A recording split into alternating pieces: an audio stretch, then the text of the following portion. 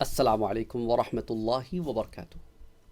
سید سعد Qadri channel پر ہم نے ایک نئے سیگمنٹ کا آغاز کیا ہے، اس کا نام ہے یوتھ کارنر۔ یہاں پر یوتھ اپنے سوالات بھیج سکتے ہیں اور انشاءاللہ تعالی ہم ان کے جوابات دینے کی کوشش کریں گے۔ جہاں ہم سوشل پرابلمز پر بات کر رہے ہیں، میرٹل لائف، ازدواجی زندگی سے متعلق پرابلمز پر بات کر رہے ہیں، اور ساتھ ساتھ ہم نے یوتھ کو بھی پہلے ایڈریس کیا ہے، لیکن باضابطہ اس کے اوپر ایک کام کرنے کی ضرورت ہے۔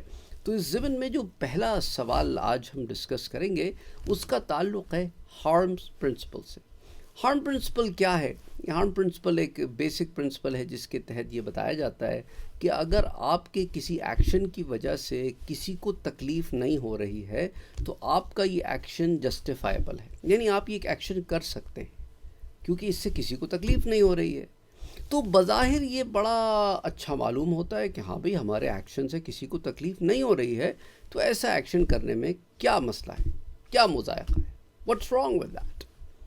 اب آپ قرآن کریم سے پوچھیں کہ قرآن کریم ہمارے ایکشنز کو کیسے ڈیفائن کرتا ہے۔ آدم علیہ السلام کو جب زمین پر بھیجا گیا تب سے ایکشنز کو ڈیفائن کیا گیا۔ کس طرح ڈیفائن کیا گیا؟ سورہ بقرہ کی آیہ نمبر 38 میں اللہ عز و جل فرماتا ہے کہ فَإِمَّا يَأْتِيَنَّكُم مِّنِّي هُدًى۔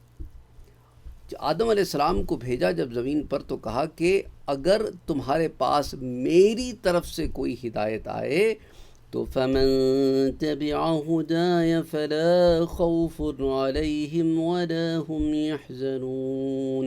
تو جو میری ہدایت کی پیروی کریں گے انہیں نہ کوئی خوف ہوگا اور نہ کوئی غم ہوگا۔ تو معلوم کیا ہوا کہ روز اول سے right from the beginning, right from the first day when Adam alayhi salam set his foot on the planet Earth, one principle was given to the entire humanity. And what was that principle? The principle was کہ ہدایت اللہ کی طرف سے آئے گی اور اس ہدایت پر عمل کیا جائے گا، اس ہدایت کو ہی راستہ بنایا جائے گا۔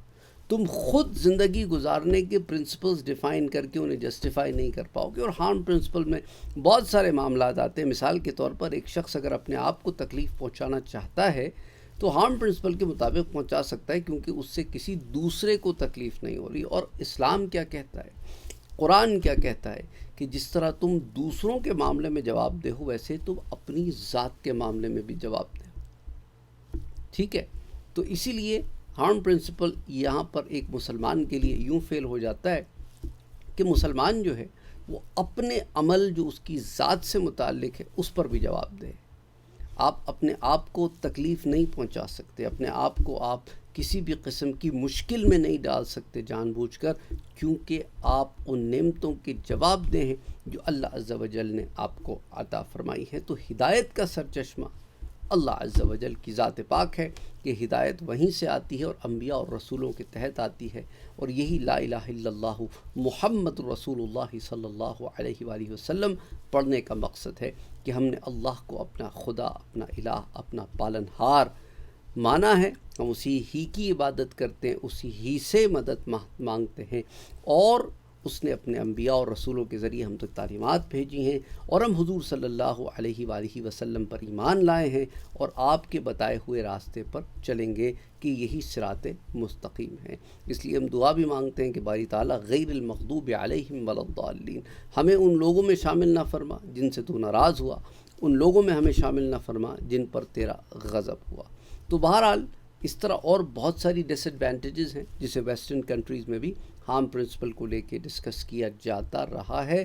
تو آج کا جو سوال تھا، امید کرتا ہوں کہ اس سے آپ کے علم میں بھی اضافہ ہوا ہوگا اور ایک راہ بھی ملی ہوگی۔ اسی طرح کچھ اور کویسچنز کے ساتھ پھر کبھی حاضر ہوں گے۔